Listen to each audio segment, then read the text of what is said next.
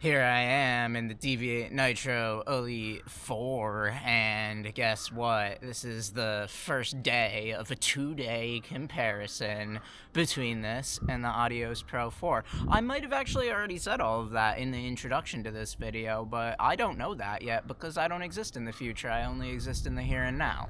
So it's really very cold, so I'm gonna just go run now. Deviate from the standard. Nitroglycerin damaged. Elite runner unhampered. Move my pounds like a savage. Deviate from the standard. Nitroglycerin damaged. Elite runner unhampered. Move my pounds like a savage.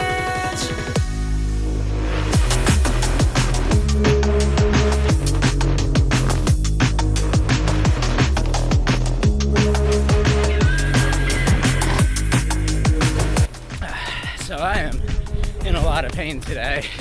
It is my left hip that's bearing the brunt of it, but I have been increasing my mileage a bit over the last couple of weeks, and that will rise to the surface existing issues, and that's what's happening right now. But overall I feel pretty good. I'm moving all right in these today. They corner excellently, like right up there with the Edge Tokyo. I am feeling a bit of a heel bias in these, like it kind of wants me to land on the heel. That could just be because I'm in pain though, and I've been heel striking a lot more due to the snow. It's the only way I could get traction sometimes is getting the whole platform down rather than the front of it in any shoe. Yeah, this foam is extremely punchy, extremely immediate in its response. You could probably get these really quick if you wanted to. They also almost feel a bit cadency. Like it wants me to take a lot of really quick steps. Again, I'm not sure if that's the shoe or if that's the day. I'm starting to see some regulars on this route, and the two that I've seen now that are regulars are sub 3 guys, so I think I'm on the right path training wise. You just run this route in the winter and then you'll become sub 3. It's good to see people out here training. I'm not sure what my average pace will be at the end of this, but it's amazing just glancing down at some of the paces that I'm hitting. They're not glorious or anything, but I was expecting like 8:30 and it was 7:30 type of thing.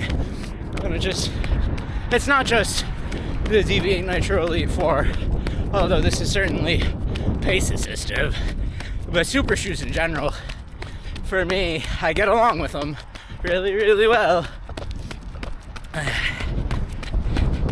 It's rough today though, conditions wise. Alright, 10 and change, 8:22 pace. It was nice to run into a running buddy who just had another kid and is training for some shorter distance stuff, so it was interesting to get his perspective on the shift in priority as somebody that was pretty fast in the marathon going into training for PRs and shorter and speed, fast distance, zoom. So yeah, it was a little up-tempo with him and just generally for this run because I'm wearing carbon-plated racing shoes, as it would be, and they felt phenomenal. It is very hard whenever you hit slick patches of snow to regain your composure and pace. It's revealing to me how I depend so heavily on rhythm for my maintenance of paces in a run. And whenever I'm able to lock into a specific pace, I'm able to maintain it a lot easier than the stop and start of it all. And yeah, it's just a more generalized running thing, not specific to the shoes. But the shoes today, these are becoming really, really top priority for me for racing shoes. Like, they're fantastic. I felt really great in them today. They feel extremely light on foot. One like little weird thing to notice is that my right shoe came a little loose throughout the run, and I don't know if I just didn't tie it tight enough to begin with, but that's a very rare occurrence for me. Maybe it slipped out of one of the lower eyelets, but the serrated laces don't typically do that, so I'm wondering if I just like goofed tying it and didn't realize it until it was just too late to do anything to fix it. It's entirely possible. Otherwise, yeah, we got a little bit of a snow flurry in the middle of that. Yeah, the foam's great in these. It's such a great foam. It feels a little like this wants to heel strike. I can't tell if that's because I'm more accustomed to it in this slippery weather. Like, for me, I need to put my heel down first if I'm unsure of traction, because the forefoot isn't large enough, doesn't have enough surface area to assure footing. So maybe it's just that. So we're going to find out more in the comparison tomorrow to the Adios Pro 4, because I felt like that was a very forefoot dominant shoe. So if I'm still having the same experience with that, where I'm like putting my heel down first, then we'll know that it's a weather thing and not a shoe thing. But yeah, I feel really good. I need to take a break from super shoes after these two back to back, because my hips are hurting me. But my dogs are barking at me. I gotta get back to work. I will see you all tomorrow. Believe it or not, today is a new day, and I'm in the Adios Pro 4 now. Feels like a new day to me, but to you, it probably feels like mere moments ago that I was yapping about the Deviate Nitro Elite 4. And we're continuing today the review of those two shoes in comparison to each other. And I'm about to hop out for more running. It snowed more. It's 6 degrees. It has a feel like of -7, or at least it did when I looked earlier. And that's about what we get in Rochester in the winter. So, let's go. Adios to my road when I hop up on the track. A dumpo to my popo, you can say it to my back. Goodbye to my guys who are bringing up the rear. Au revoir, going far, and I might just disappear. Adios, adios, adios, adios.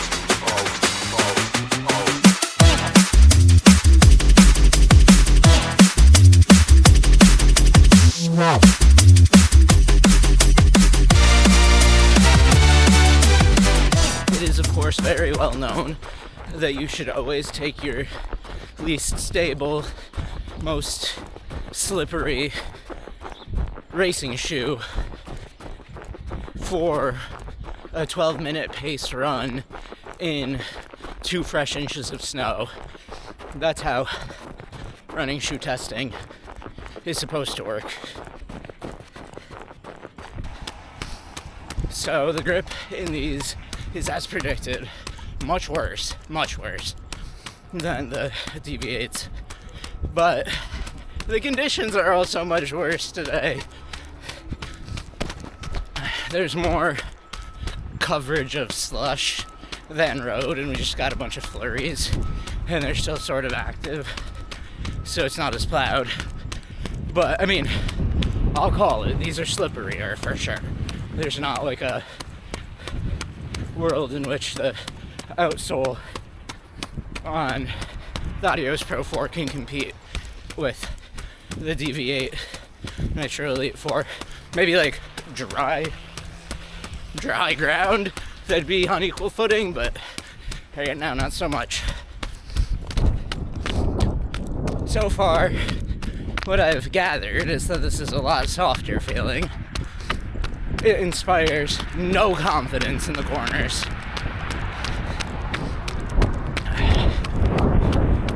It is so cold. It is bitter cold right now. My face is frozen. This is highly unpleasant. The foam feels really nice, though. I mean, this is a very soft, comfortable race shoe. I'm getting a lot more out of the foam in the Deviate, though. like a lot more return feeling. But I'm also not running in the Adios Pro 4 in its optimal pace range. The road just got slippery again, so I have to turn around. The amount of road that I have to work with today is even less than yesterday. It's like truly about a half mile of safe road, back and forth, back and forth. And tomorrow I'll be running at Run Club, so I won't even have a moment to take a break and go on a treadmill. Or maybe I will go on a treadmill, who knows. I definitely value the time that I get to spend with Run Club, but it's been really hard getting out there when it's at 7:30 in the morning and it's freezing and you have other options. But here I am testing the Adios Pro 4 today just because it was part of the plan, not because it makes sense. I will say that the Adios Pro 4 feels a little bit more suited to my strike style. And not to say the Deviate feels incorrect for that, but I felt like I was hitting with my heel a little bit more in the Deviate. And I feel still a little more forefoot focused in the Adios Pro 4. It's not a super pronounced thing to notice, but I'm noticing.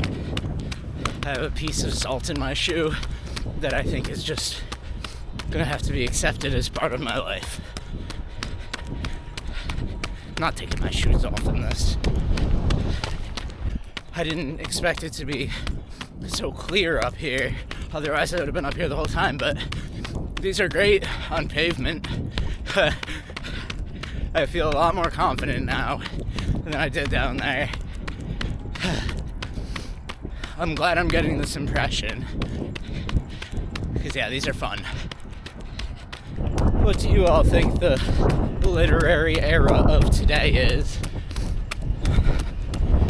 So, going back to one of the previous videos when I was actually doing my first run review of the Deviate Nitro Elite 4, I had mentioned that that was a man versus nature type of run. Today is the same, different nature though. Then it was ice in my eyeballs and like an active snowstorm. Today it's just slippy, slip slops.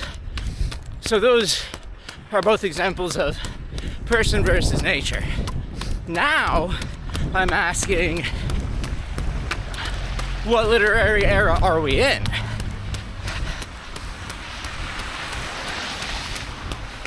Go ahead and answer that for yourselves. I will give my opinion now. I think we're at person versus algorithm, person versus capitalism, and person versus their limbic system. I might elaborate more on that later. 10 miles and change, 8:40, 8:38 pace. I feel really good. That was one of the most relaxed feeling runs that I've done in a long time. And it's probably because it's 8:38 pace in super shoes. So that's just like easy. A lot of that was slipping and sliding. So I was, towards the end, I was sitting around 8-minute miles and felt good.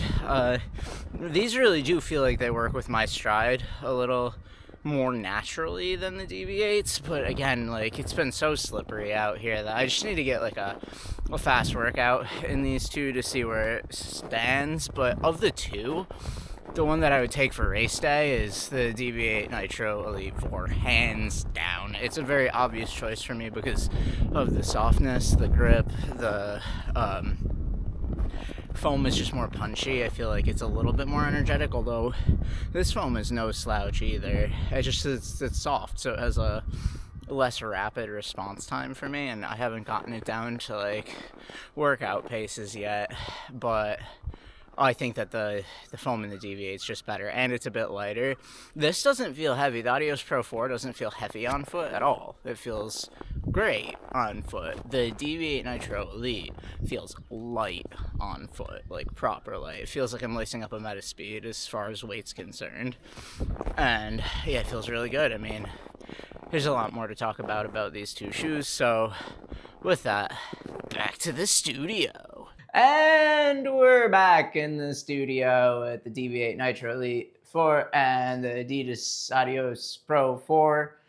These are two super shoes that I ran in over the last 2 days, as you might have seen from the beginning of this video. And if you're just skipping to this part, welcome to this part of the video where we put these two shoes head to head based on the experience that I just had in them. Normally, I like to do head-to-head reviews the same day, but since I didn't have a double day planned, I did this over the course of 2 days, and it was definitely interesting, although it has its challenges, seeing as there were slightly different conditions on the road today. I was actually trying to plan the roads to be clearer for the Adios Pro 4, but I got the opposite situation until I went to the upper parking lot and found some relatively clear roads. I mean, soaking wet roads, but clear comparatively to where I was at the bottom of the hill over the last 2 days. So why is that relevant? Well, that's going to be one of the main topics that we're going to discuss between these two shoes, the Adios Pro 4's grip. But before we get to that, I want to go one thing at a time and start with the upper. So the upper, between the two, there really isn't much to say. I think that the laces in the Adios Pro 4 suck,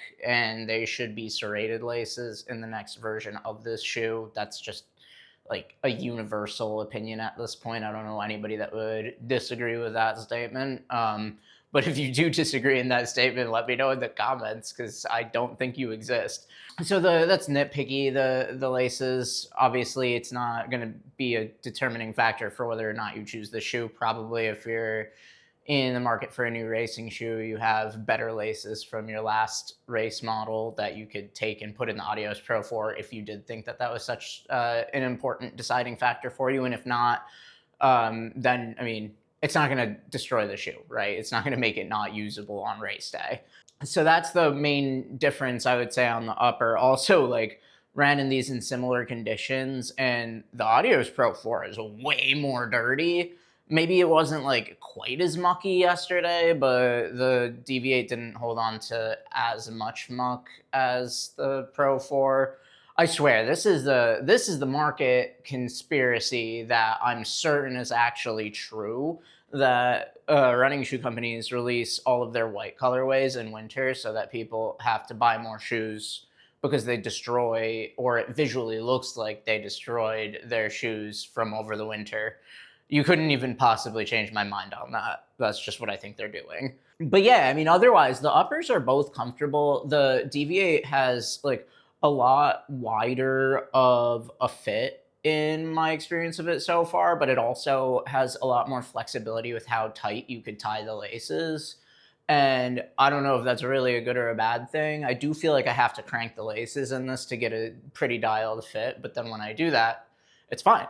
So, and then the Adios Pro 4, again, the lacing system, still not perfect, but I'm very familiar with this lacing system because of the Adios 9 and the Takumi-sen 11, both shoes that I have a lot of miles on. Takumi-sen, probably around 150 now, and the Adios 9 was before I was tracking miles, but it's up there. It's like probably over 200, at least over 150. So, and both of them are using the same like eyelet parallels and lacing system, generally speaking, and very, very similar uppers, if not the same exact uppers.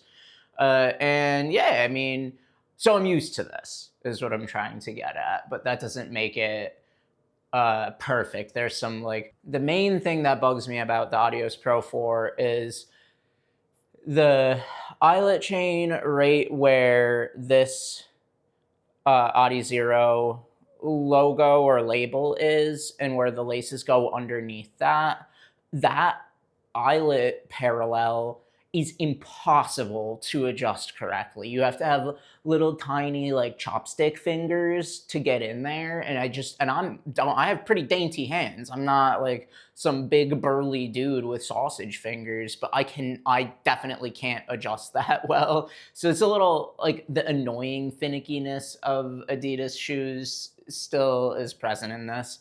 Not a big deal. And I have not had any of those same problems with the Deviate. So for the upper, I'm not saying like they're that big of a cavernous gap between the two of them, but the Deviate takes it for sure. Both are $250, which is a good price for a race day shoe. I got the Adios Pro 4 for $160 after tax. It was $140 with all like the discount codes, and then, you know, taxes are weird and shipping and whatever, but that's crazy. That's a crazy deal, right? This is a last year race model, but that's a crazy deal no matter which way you slice it. So 160 versus 250. I mean, like if that's the choice, the Adios Pro 4 wins there, but that's not actually what this retails for. But it is pretty reliable that you'll be able to find this on sale at that price if you're still interested in the Adios Pro 4. Initially, I sort of glossed over specs. So to go over the specs really quick between the two, they're both marathon racing shoes, so they're both roughly 40 in the heel. The Deviate Nitro Elite has an 8mm drop. The Adios Pro 4 has a 6mm drop or thereabouts. The weight on the two of these, this is something that I had said out on the run. The Adios Pro 4 does not feel heavy. It doesn't. It doesn't really feel like much of anything remarkable weight-wise, either heavy or light. The Deviate Nitro Elite feels light. Like, you put this on foot and it feels like there's something missing. Like, there's actually something missing to it. So, to go over the weights, this is 181 grams. This is 214 grams. That's 34 grams of difference. That's sizable. It's a sizable weight difference. It's more noticeable on foot comparing these back-to-back days. Even like in hand, there's a slight difference that I could notice right now. But it's really, you know, everything's very light right now, and I don't want to ding the Adios Pro 4 for being 214 grams. That's still a phenomenal weight. I think where the conversation gets interesting is you're starting to see super trainers like the Dynafish Xiaoyan at 200 grams and the Anta Zone 2 at, I forget what it was, like 190 something grams, maybe even 184 or whatever, I can't remember. But these are trainers that are, in some cases, overstacked, that are weighing similar weights to these, like, carbon-plated racing shoes, and that's why it's always really good to see a carbon-plated racing shoe dropping a bunch of weight and being competitive on weight in the market, because that's the race that we're in right now. It's like the proliferation of weight, right? So that's some of the stats. Yeah, and the price being the same for retail price, that's a pretty huge deal as well. So yeah, this is just more modern as far as the specs are concerned, and it also has an ATPU foam, which is fantastic. It's up to date. It's where the market's going, and it's a more durable compound by a lot of reports. And even like thinking of how the Mega Blast has fared versus the Xiaoyan, which is a TPE, the ATPU's lasting longer. It's anecdotally, I don't have any real evidence or like science claims or scientific backing for what I'm saying right now, but yeah, anecdotally, ATPUs seem to do really well durability-wise. So more testing to come, of course, but I think that you could probably get more than one marathon out of this shoe for sure. Adios Pro 4, time will tell. TPEs are also very durable, so it's not like we're talking about PIBA here. And the only thing that gives me pause about the Adios Pro 4 is simply how soft it is. Like, compounds that are this soft generally rely on having a lot of air in between them, and that air over time is going to get pounded out of the shoe. That's just my experience of softer compounds, is that they tend to degrade a little quicker. So that segues nicely into The ride, I didn't really talk about fit. They both fit pretty well. Like I don't have any complaints really fit wise. I got both of these in a 10. I'm migrating all of my shoe purchases to a 10 from here on out. These are both in a 10. All right, so going into the ride of both of these shoes, they are certainly different underfoot. They have different characteristics. Both feel very assistive. They're both certainly super shoes. And I mean that in a very happy way. Like I'm very happy with both of these shoes. I like them both a lot. I could see them being in my rotation for a lot of time, and I'd probably run a ton of miles in these if it weren't for the fact that I was testing all sorts of shoes. The other shoes right now that I want to get more miles on, a lot of the ones that I talked about the other week, that I still want more miles on the Xiaonian because it's such a great rocker. I want to get the Mega Blast up and potentially up to and potentially past 300 miles. That might take a long time because I have to prioritize a lot of these new releases. But yeah, and then the Leaning Red Hair 9 Ultra of the new releases that I just got is a serious interest because it's such a peculiar and exciting, new, fresh, refreshing midsole. And the Antizone 2 is like a budding love affair. So I'm spoiled for shoes right now, but if I had a more limited range of shoes, I would probably run a ton of miles in these specifically because they are so assistive and it just makes running easy. Like carbon-plated racing shoes and we get along. We get along really well. And yeah, I think that I've enjoyed both of these almost equally, but in different ways for racing. So the ride difference for racing, I have to put a bit of a disclaimer here, since both of these have been tested in the winter. I had initially put out a sentiment towards the Adios Pro 4 that I wouldn't want to race in it because of the grip. Today, when I was going through the wet at the top of the hill where there's that parking lot, this did not have any grip issues at all. In any slick muck, mud, or slush, or like partial ice or snow, the grip is truly horrendous in the Adios Pro 4. But in the wet, it's completely fine, if not good. It's on the good side of fine in the wet. So even great potentially. Like I didn't have any issues in the wet and it was sloppy wet. Yeah.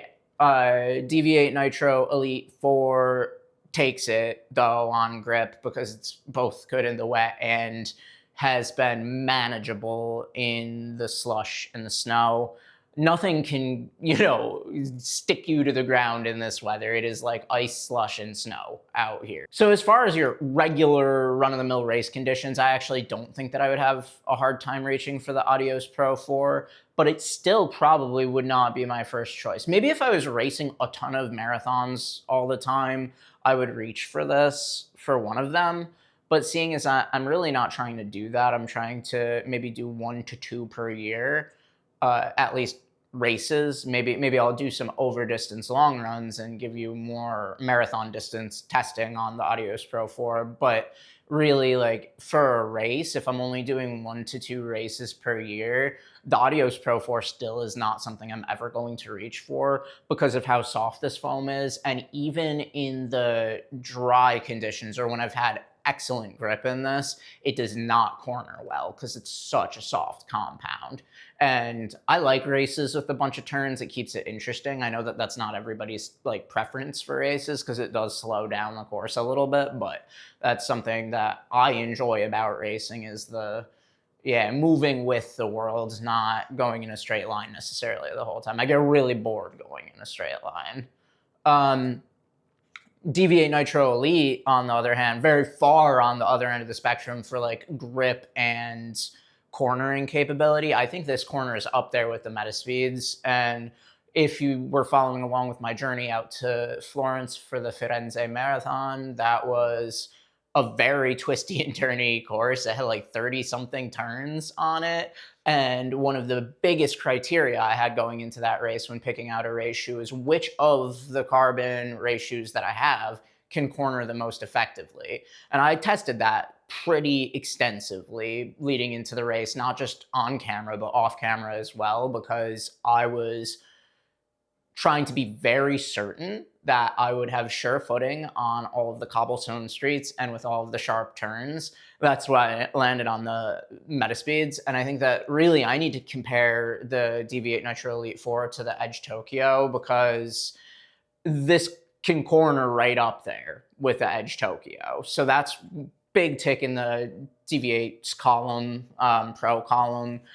And then the foam feel, they're different. They're very different. If you like soft, really squishy, soft shoes, the Adios Pro 4 is like super marshmallowy. It does firm up the faster you go, but it almost starts to feel a little bit unexpressive, unemotional almost. And not that foam could have emotion, but like, and it's not like it's flat or dead at the faster paces, but it feels it's very lively at the middle range paces for me, but it becomes very serious once you get faster, and it's just not quite, it doesn't make me smile quite as much at those faster paces. It's all business at those faster paces.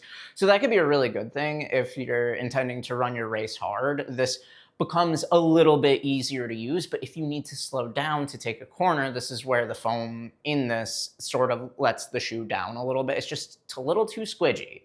But the Deviate Nitro Elite is, on the other hand, pretty firm. So if you don't like a firm shoe, I mean, it's not firm.